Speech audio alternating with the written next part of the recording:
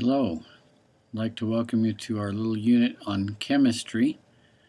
I'm going to talk you through the PowerPoint presentation on chemistry and hopefully lay a foundation for our understanding of biology. One of the most important ideas in this whole chapter is that biology really has as its foundation chemistry, the way that the various substances in a biological organism are composed and the way they function in chemical reactions. So the learning objectives that we'll be reviewing are outlined on this first slide. And I'm not going to run through this list now, but we'll step through each of these learning objectives and hopefully start to understand how chemistry relates to biology and how chemistry works. So the first learning objective is the fact that chemistry is the basis of understanding biology, and specifically the part of biology that is how a biological system stays alive, how it keeps going, the idea of metabolism. So a lot of people that are interested in biology don't think they have much interest in chemistry, but chemistry turns out to be very relevant to biology. The reason is what chemistry actually is. Chemistry can be defined as the study of chemicals and their reactions. And that makes you ask the question, what are chemicals? And this word kind of has a negative connotation to a lot of us. We think of chemicals as being evil, toxic, bad, ugly, things we want to stay away from. But in fact, chemicals are not just the toxic chemicals, the things that we do definitely want to stay away from, but they're also the chemicals that are good and the chemicals that are in everything. All of the stuff, all of the substances, all of the matter that we know about and are familiar with and are made of is chemistry. There's a little demonstration that I like to do that your teacher may do for you that involves some hydrogen peroxide and a little bit of beef liver. And when I go to classes to do this, I usually take some hydrogen peroxide and some Twinkies and an orange and some beef liver, and I hold them up and I ask the class which of these things have chemicals in them. And of course the thing that they answer first is the hydrogen peroxide.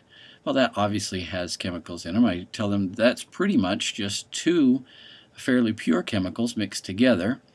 This hydrogen peroxide from the grocery store or the pharmacy is only 3% hydrogen peroxide and 97% another chemical, water.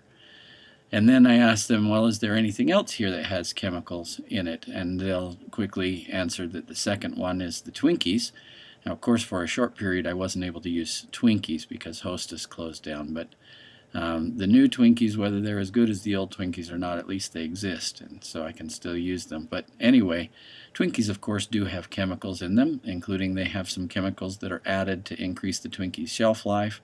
They also have water that was in the hydrogen peroxide bottle. They have some other chemicals that you're probably familiar with, including sugar, a lot of it, and some fats and other chemicals. And then I ask if either of the other two things that I'm holding have chemicals in them. And sometimes, and this really depends on the class, I've given this presentation from second graders on up to high school seniors in AP biology, and you get a variety of responses, but eventually you can help the students to realize that the orange definitely has water and sugar. It actually has several different kinds of sugar that are all different chemicals. It has citric acid in it, it's a chemical, and a bunch of other chemicals. In fact, the orange has a lot more chemicals in it than the Twinkies do, and certainly a lot more than just the two chemicals that are in the hydrogen peroxide bottle. And then the most complex thing here out of these four that has the most chemicals is actually the liver, and it is nothing more than a collection of chemicals just like any of these other things are. All this stuff that you're familiar with, all the matter, is chemicals, and so biology is definitely composed of chemistry, and we need to understand chemistry to really understand biology. So chemistry is the study of chemicals that we just talked about, but also the reactions of chemicals. So what are reactions? Reactions are change. Reactions are one chemical changing into another. And we'll talk a little bit about that during this chapter and more later. And this is one of the reasons that chemistry is so vital to life, because the dynamic nature of life, the fact that it's changing, that really is life. Life is change. Here we have some living organisms, and here we have some very similar but not living, dead organisms. Now you can ask yourself, we also have some non-living thing like the pots or the cement or whatever. You can ask yourself, what's the difference between a non-living thing and a living thing? And there's some meaningful ideas that you could have about that. But what about the the difference between something that is dead and something that is living? And the answer is that the thing that's dead, there's no change. Now there's actually some change that you might note if you watch this over time, because it will degrade, but that is the life of decomposers acting on this non-living thing. Living things are full of change. Therefore, they're full of reactions. Okay? So understanding chemistry and the reactions are vital to understanding life. The next learning objective talks about the differences between organic and inorganic chemistry and the components of life. Now you've probably heard these terms organic and inorganic, maybe when you've been shopping for vegetables or something. Organic means that it relates to life. It comes from the same Greek word as organ. Inorganic means not life. And for a long time, people, as chemistry started to develop, people thought that the chemistry, that is the chemicals and reactions from living things, were different than the chemistry, that is the substances and reactions from non-living things. And before they realized that chemistry is just chemistry, they used to call organic chemistry the chemistry of life, and inorganic chemistry the chemistry of things that were not live. So chemicals and chemical reactions that came from a living thing were organic. But then in 1828, this guy, Friedrich Wöhler, he was the first to synthesize an organic molecule, urea, from inorganic starting material, from minerals that came from rocks. So he destroyed the idea that organic and inorganic chemistry relate to whether something came from life or not. But there still is a meaningful difference between organic and inorganic chemistry. Organic chemistry is the chemistry of the element carbon. And so that's what we'll explore a little bit on the next slide.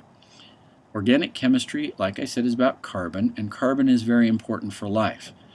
Water is arguably the most important chemical in life.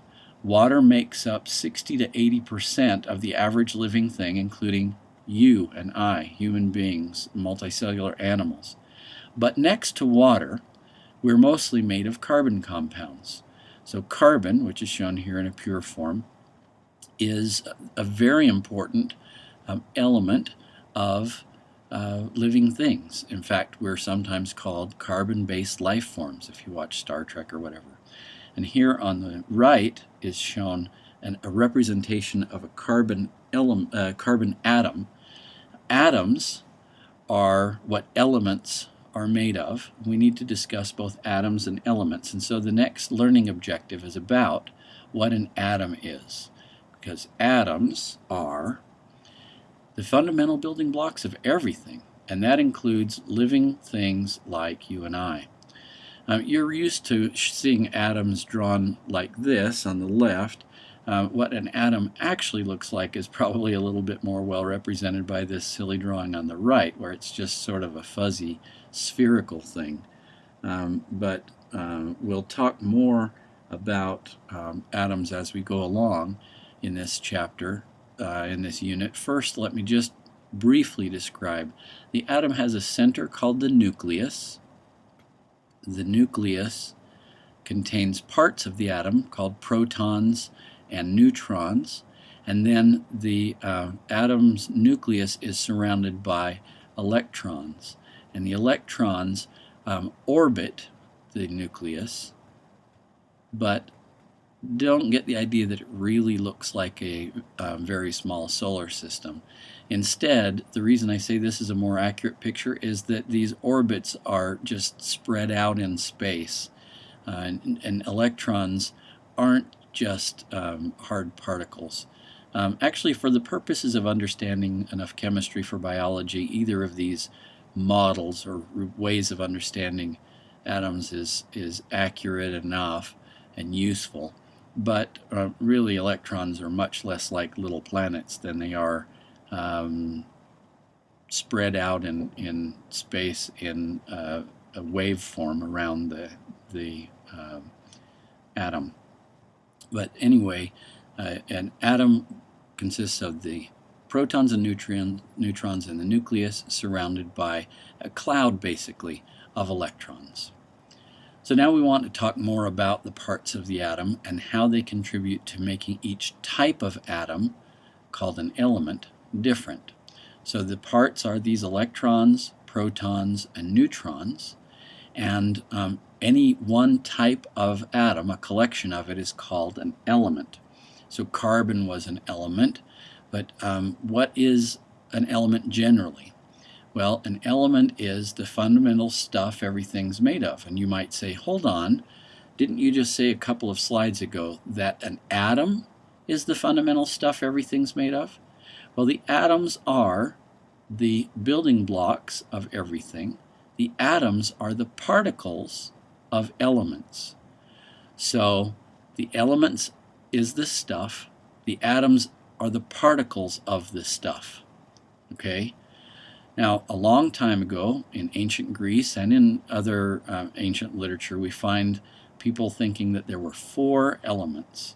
So the 4 elements are earth and air and fire and water. And nowadays we look at that oversimplification and we think, what idiots they were for thinking that everything was composed of just 4 things. We now understand that there are about 100 naturally occurring real elements, and that everything is composed of these 100 different elements. And those are the natural ones.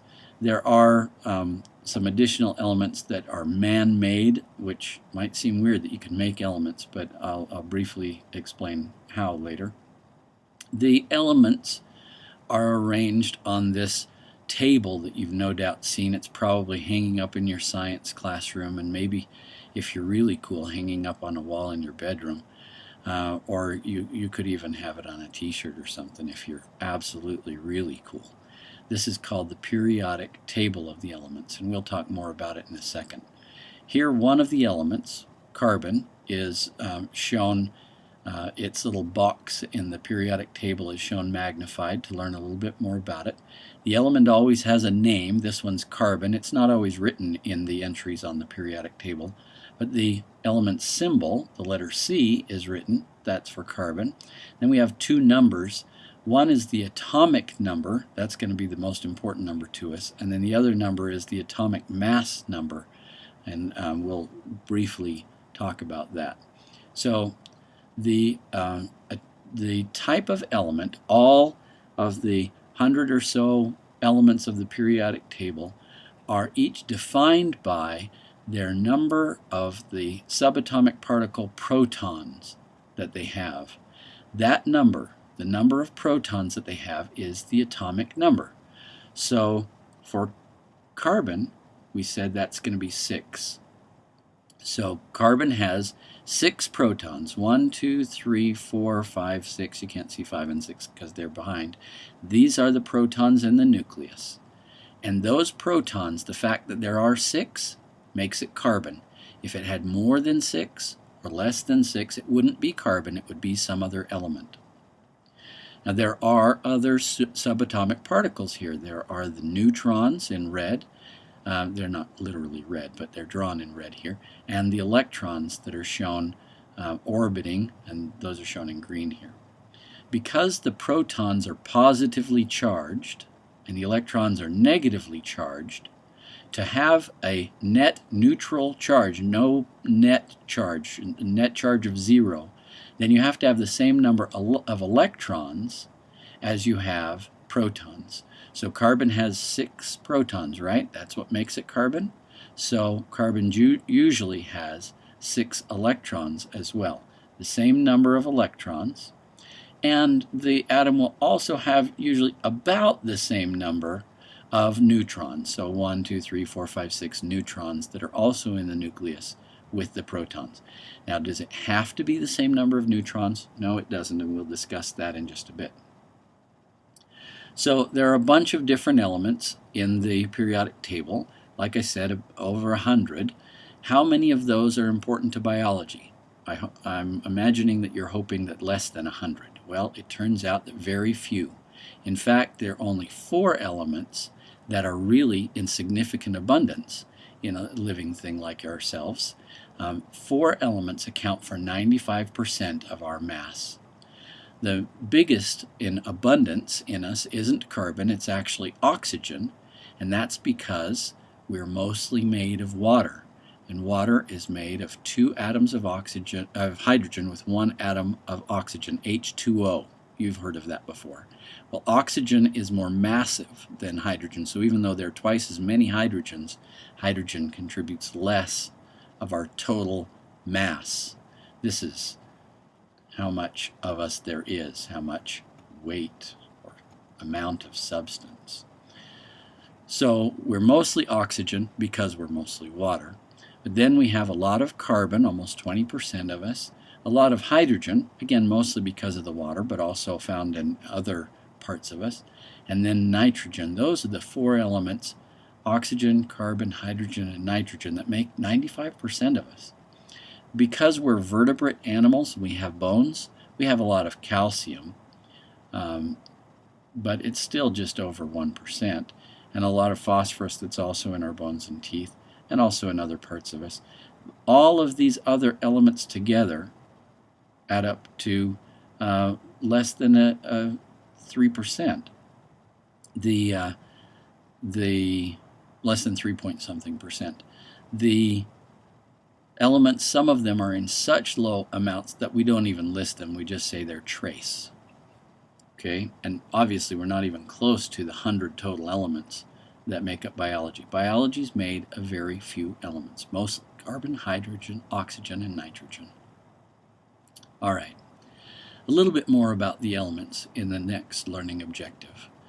The natural elements have variation in the numbers of electrons and numbers of neutrons that they have. And so that creates things called ions and other things called isotopes for each element.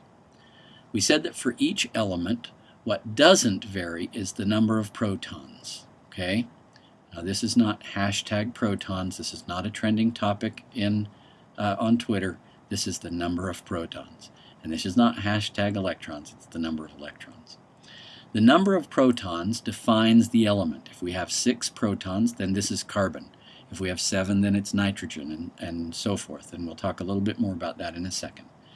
If we have the same number of electrons that we have protons, then we have no net charge, because all of our positives have a negative offsetting them.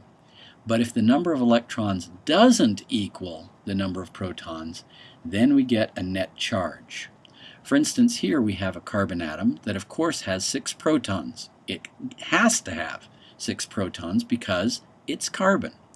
But instead of having 6 electrons, this one has 1, 2, 3, 4, 5, 6, 7. So that means that it has an added extra electron. That means it has a negative charge. So this is a C- ion. An ion is a charged particle, a charged atom or molecule.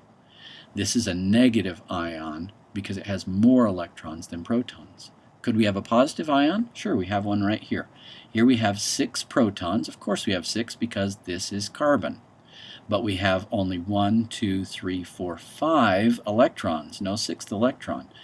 There's one less electron, so now we have a positive charge, and this is a C+ ion, positively charged. And we can have ions of any atom as long as we have fewer or more electrons than we do protons. That would be fewer electrons or more electrons. Some elements like to be ions. Other elements like carbon don't like to be ions very much. But you can make them even if they're not very stable and don't exist for very long. That's one kind of variation that we can have in atoms and therefore elements. There's another kind though. What about the number of neutrons? We said that that was usually about the same as the number of protons. But neutrons aren't charged, they're neutral. That's how they got their name.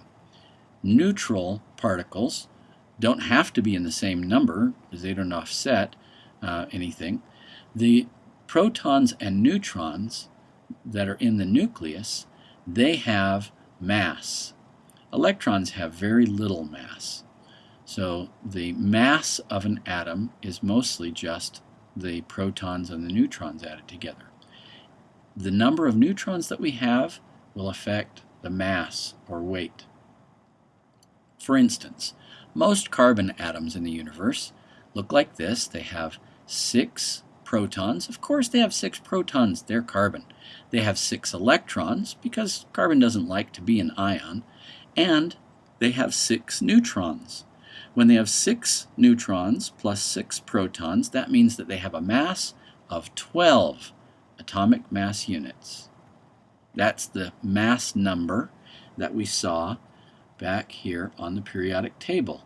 12.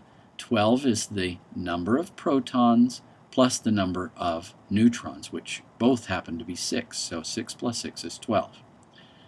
So we have this isotope or form of carbon, carbon 12. We put the 12 as a superscript before the carbon to tell us that's the mass number.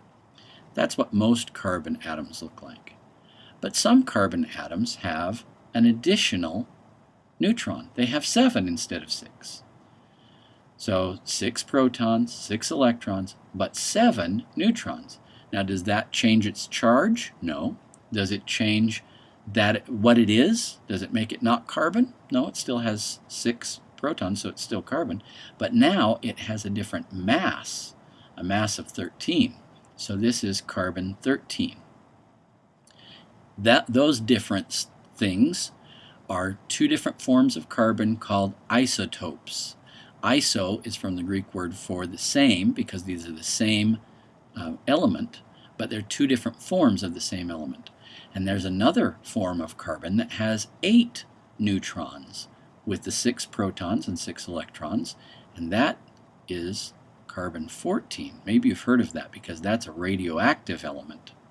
And unfortunately, we won't have much time to talk about radioactivity, but it's just another isotope of carbon. All right, so elements are made of atoms, and the atoms are made of protons, electrons, and neutrons. Now, a while ago I made fun of the ancients for thinking that there were only 4 elements, but what I'm telling you is the reality is even simpler than that. The reality is that everything is made of only 3 particles. All of our mass, all of our substance is made of protons, neutrons, and electrons, put together in different ways to make different elements. Okay? The different elements have different numbers of protons and usually also of electrons and neutrons, and that allows them to be bonded together with each other. If all we had were elements, then we'd have 100 or so different things, but the universe has a lot more than 100 or so different substances in it. You have thousands of different substances in every one of your cells. You have more than 100,000 different types of substance that make up you, all made from a very small number of different elements. How are those elements put together? They're bonded to make compounds. So how the elements bond together is what is the basis of chemistry, and it's all about the electrons. The protons are what determine what atoms are which element, but it's the electrons that determine how each element behaves. Chemistry is determined by the number of electrons you have and the number of electrons you might want or might want to get rid of, speaking of you here as an atom. Now, electrons can't just go anywhere. Electrons are orbiting the nucleus, and their orbits are prescribed. Their orbits are certain shapes or certain forms that are called shells. And the atoms like to have their shells full of electrons. So here we have some representatives of different atoms. We include carbon here. Carbon, we said, has atomic number of 6, so it has 6 protons. It will probably have 6-ish neutrons as well. And when it has no charge, when it's not an ion, it will have 6 electrons. 1, 2, 3, 4, 5, 6. Hydrogen has 1 proton, usually doesn't have any neutrons, and it has 1 electron when it has no charge, when it's not an ion. Nitrogen has atomic number of 7, so it has 7 protons. It usually has 7 neutrons as well, but it can have 8 or whatever, be a different isotope. But if it's going to have no charge and not be an ion, then it needs to have 7 electrons. Oxygen has 8 protons, and usually 8 neutrons as well, and 8 electrons as long as it's not an ion. But the electrons, which are not in the nucleus but are out orbiting, have to fit into what are called shells. This is kind of like the space that they're allowed to orbit in. The shells are arranged closer to or further away from the nucleus, and there can be lots and lots of shells. These simple small elements that biology are made of are mostly close to the nucleus. The shell that's closest to the nucleus can contain only 2 electrons. In hydrogen, it has 1, and it has a space left in the other shell. Carbon has the inner shell filled because it has more than 2 electrons, but then in the outer shell it has only 4 electrons because it has a total of 6. So 2 in the inner shell, 4 in its outer shell, and that leaves these 4 spaces because the outer shell can hold 8 electrons. Nitrogen has the ability to store only it has a total of 7 electrons, so 2 electrons in the inner shell, 5 in the outer shell, and that leaves 3 spaces. Oxygen has 6 in the outer shell, that leaves 2 spaces. And electrons like, as we said here, to have full shells. They like to be noble. This is the full periodic table. And you don't have to memorize it because you'll be given it on an exam, or you can see it on the wall in your science room.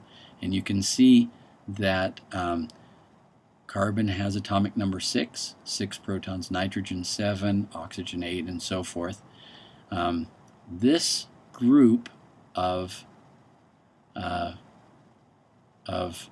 elements here is a special group.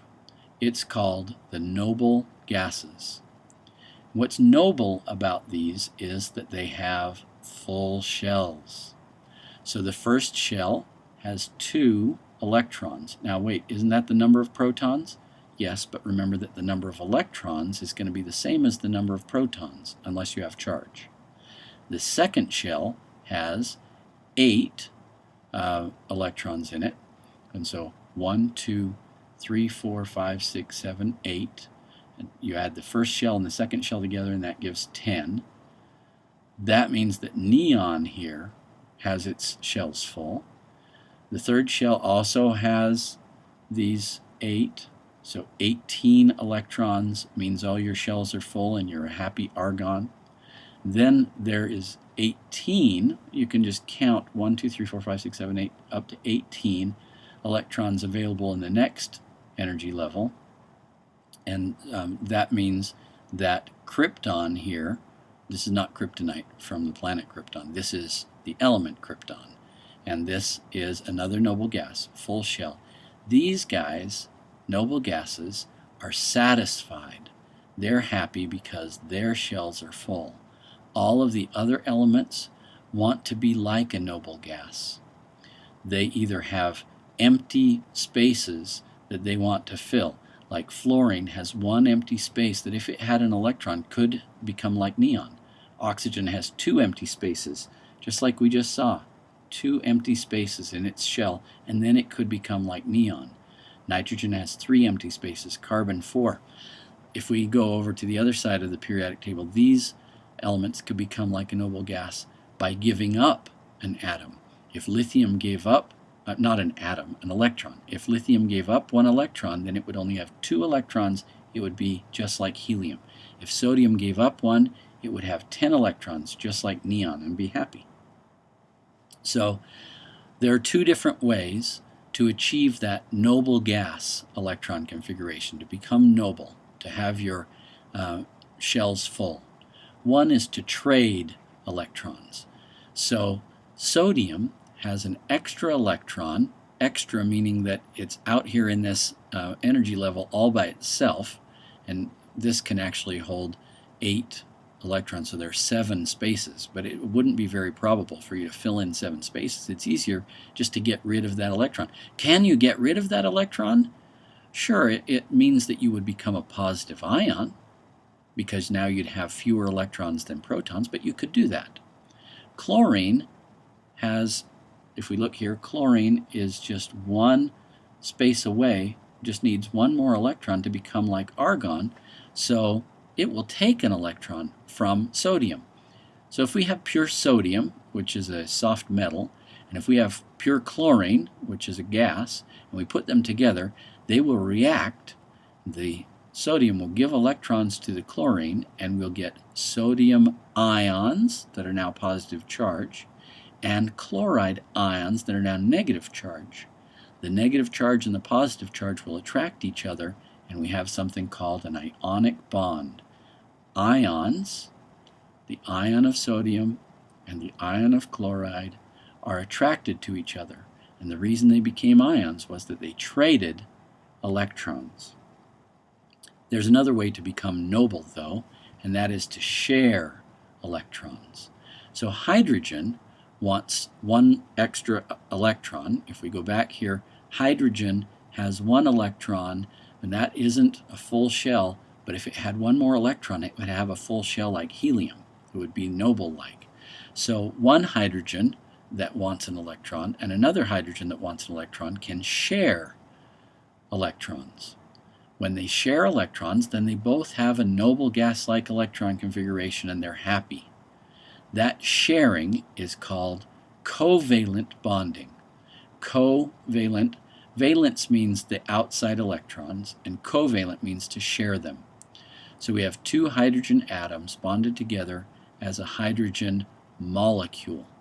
Hydrogen gas is H2, two hydrogen atoms together as a molecule. And we can represent that as two hydrogens bonded together like that, or H2, or we can draw it with the two spheres of the electron clouds overlapping each other because they're sharing, or we can show them as balls with the bond represented as a stick between them. Oxygen, remember, is lacking two electrons to become noble gas-like. So it wants to share 2 electrons. Another oxygen wants to share 2 electrons. So 2 oxygen atoms can share 2 electrons in each of 2 different bonds. That's called a double bond because they're sharing 2 pairs of electrons. 2 oxygen atoms together make the oxygen molecule O2, which is oxygen gas, the oxygen that we breathe in from the atmosphere. That can be represented like this if we look at the way it takes up space, or the 2 balls, this time with 2 bonds between them. Carbon wanted 4 bonds, or 4 electrons, 1, 2, 3, 4, before it became neon-like. And hydrogen wanted 1. So carbon can share with each of 4 hydrogen atoms, and that arrangement makes a molecule CH4. That's methane, or natural gas. We can represent it with the C and the 4 H's, or showing them in ball and stick model or space representation. This molecule that you're probably already familiar with is water. Oxygen, which wanted 2 electrons, shares electrons with each of two hydrogen atoms that each want one. So we get H2O, we get the molecule water, and we represent it like that. Sort of looks like Mickey Mouse. These molecules are made up of atoms, and they are the particles of the compounds. Compounds are made of more than one element put together. We can have molecular compounds like this, or we can have ionic compounds like salt. This is also a compound because compound means more than one element together. Sodium and chloride together make NaCl. The Na is positively charged, the chloride is negatively charged, and that is salt. That's a compound. Salt is held together by ionic bonds. Molecules are held together by covalent bonds, like in water and methane and these other molecules that you can see here. Molecules can participate in another kind of bond because molecules can have what's called uneven electron density, or be polar. That means that you can tell one end from another. If the Earth were a perfect sphere with no features on it, it wouldn't have a pole. But because it's a rotating sphere and it has features, we can represent its poles, its ends. There's an end that you can differentiate from the rest. Water is an example of a polar molecule because the hydrogens up here are kind of a little bit positively charged because they just have one proton pulling on the electrons. The electrons are pulled a lot more toward the oxygen that has a bunch more protons pulling tightly on them. So this part of the molecule is partially negatively charged. This part of the molecule is partially positive charged. There's a definite pole here, a definite difference. The partial positive charge on one water molecule can attract the partial negative charge on another water molecule. This is a kind of bond called a hydrogen bond. Hydrogen bonds are between partially positive hydrogens and partially negative other atoms, usually oxygen, nitrogen, or fluorine. And hydrogen bonds are important in biology. We'll see some examples later. Okay, the next learning objective is about the strengths of these bonds. The strengths of these bonds determine reactions.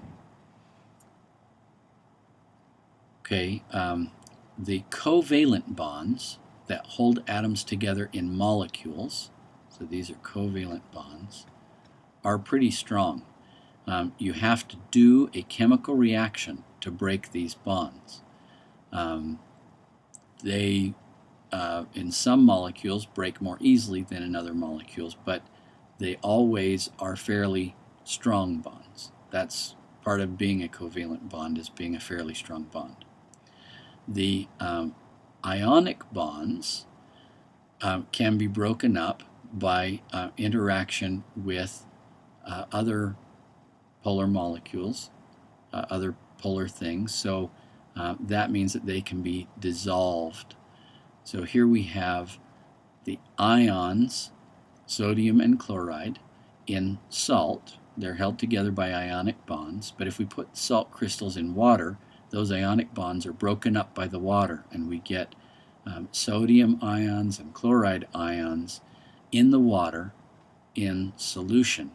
These ions in solution are called electrolytes. You've probably heard of electrolytes being important in biology, and like you get them in sports drinks or whatever. And they are important in the function of biology, and we'll look at that later in the course.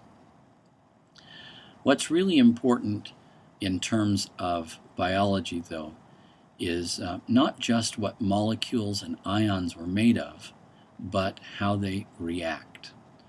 Remember that we said reactions are about change.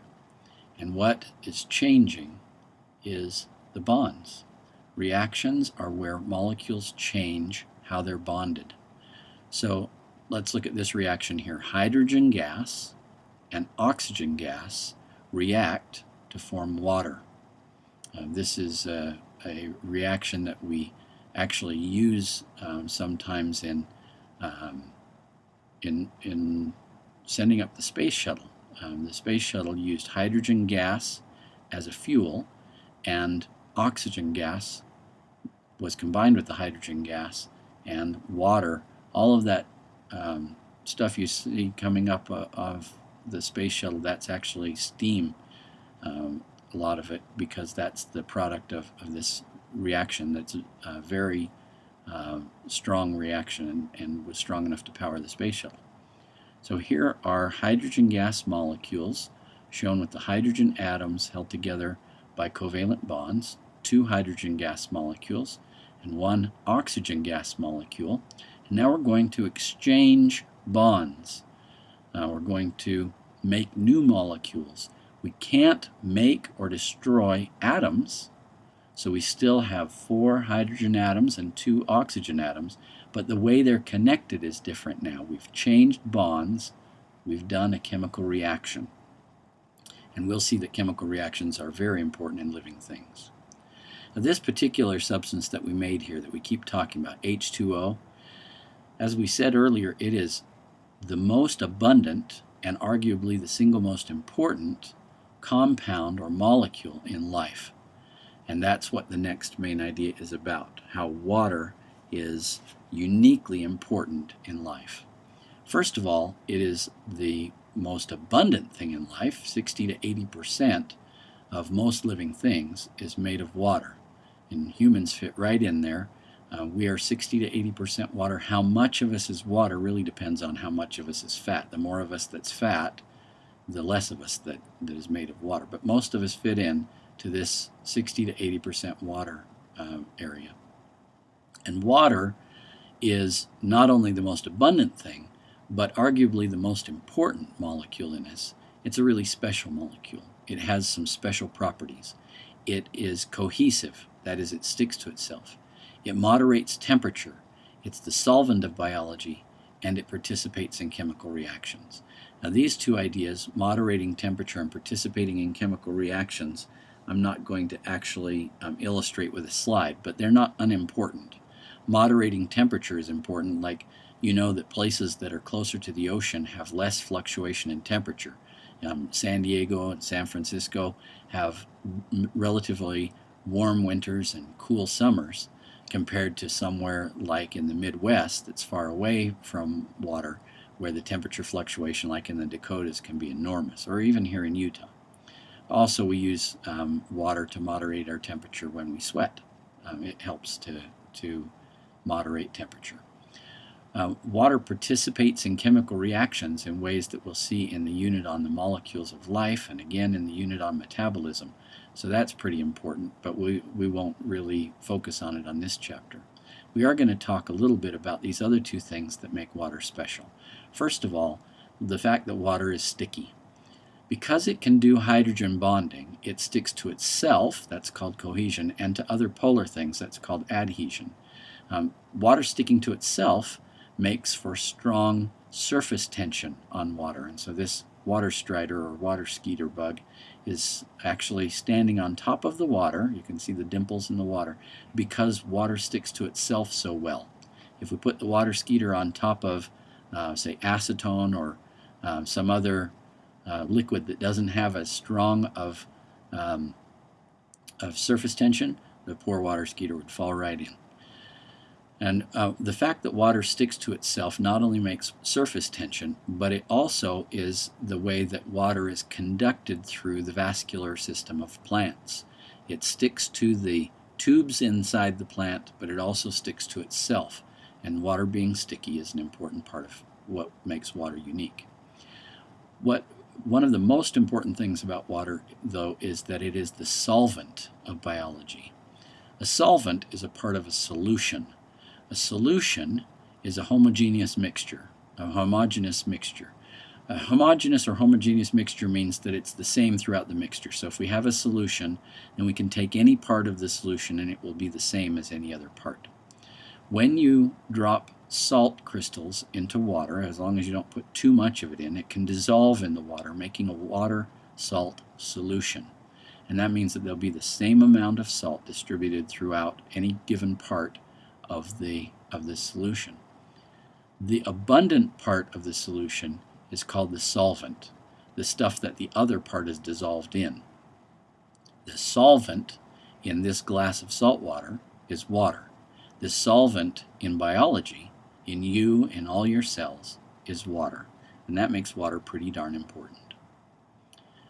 All right, so we're about ready to finish this chapter on chemistry, this unit on chemistry. The last learning objective of the unit is that we need to set ourselves up for understanding the biology that chemistry will be used that chemistry will be featured in. That is the biology of metabolism, metabolic processes.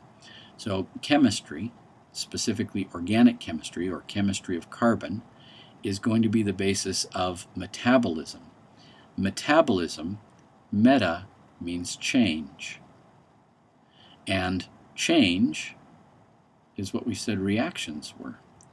Metabolism is basically the important reactions of living things. So organic chemical reactions are the exchanging of bonds, the changing of bonds between carbon-containing compounds. They can release energy, and the basis of metabolism is energy, as we'll see in the unit on metabolism. Here we have such a reaction. This reaction is the oxidation of glucose. So glucose is an organic molecule.